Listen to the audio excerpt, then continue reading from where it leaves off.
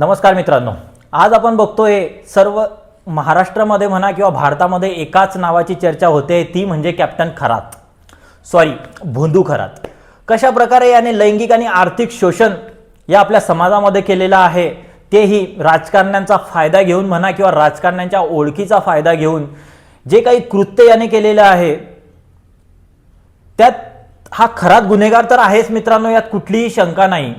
परंतु जेव्हा आस्था आणि अश्लीलता यातला फरक जर आपल्या समाजाला किंवा आपल्याला कळत नसेल, तर तेवढेच गुन्हेगार आपण सुद्धा आहोत. कुठेतरी आपणच या व्यक्तींना प्रोत्साहित करत असतो मित्रांनो.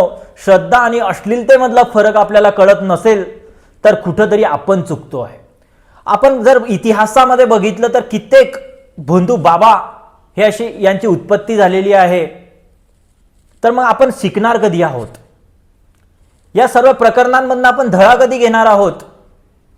जेव्हा मित्रांनो श्रद्धा ही जेव्हा त्याचं लिमिट क्रॉस करते आणि ते अंधश्रद्धेकडे जेव्हा आपण वळतो, तेव्हाच अशा प्रकारच्या विकृतांची उत्पत्ती होत असते.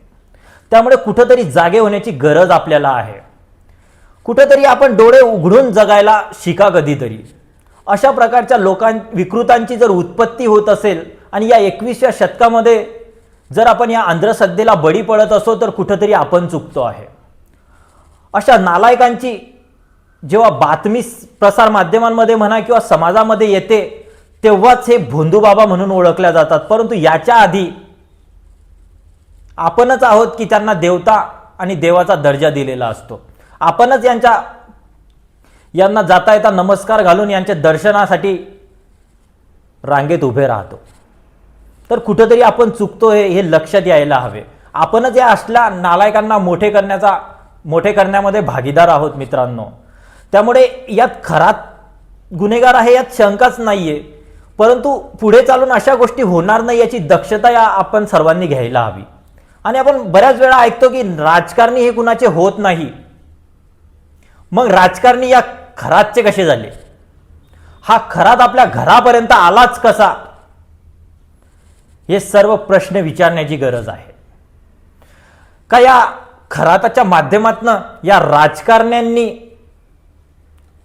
आपला फायदा करण्याचा प्रयत्न केलेला नाहीये किंवा आपला फायदा तर करून घेतलेला नाहीये किंवा काही काळा पैसा व्हाईट करण्याचा प्रयत्न तर या खरातच्या माध्यमातून झालेला नाहीये किंवा मग पर्टिक्युलर व्यक्तींनाच टार्गेट करण्यासाठी अशा प्रकारचं कृत्य बाहेर काढण्याचं जे काही सरकारने म्हणा किंवा काही विशिष्ट व्यक्तींनी म्हणा हे केलेलं तर नसेल ना.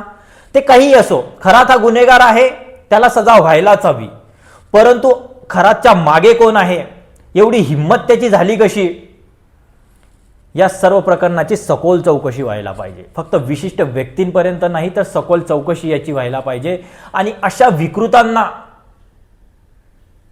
विकृतांना याच्यानंतर यांची उत्पत्ती होता कामा नये, यासाठी समाजाने जागृत होण्याची गरज आहे मित्रांनो.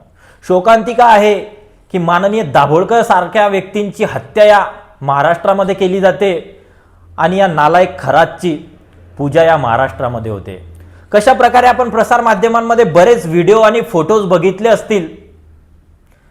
जे काही औष्ण औषध म्हणा किंवा सिद्धपूजा म्हणा, जे काही सर्पदेवतेची पूजा केली जाते, अशा प्रकारच्या तमाम गोष्टी समोर आणून याने जे काही समाजाची फसवणूक केलेली आहे, जे काही अश्लील कृत्य, लैंगिक छेड, जे काही शोषण केलेलं आहे, याच्यासाठी याला फासावर लटकवायलाच हवी, यात कुठलीही दुमत नाहीये.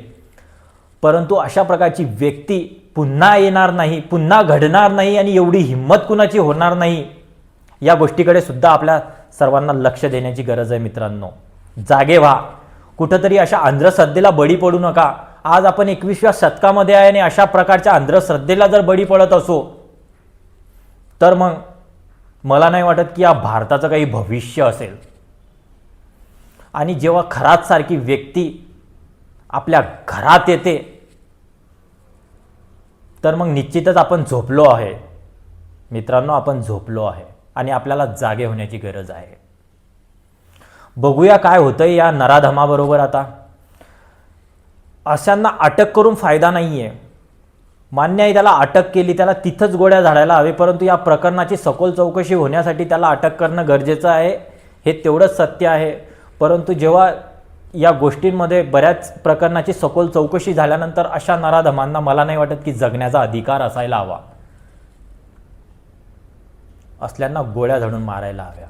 परंतु शोकांतिका आहे की दाभोळकर सारख्या साहेबांना इथं गोळ्या झाडल्या जातात आणि खरातांची पूजा केली जाते. जय महाराष्ट्र.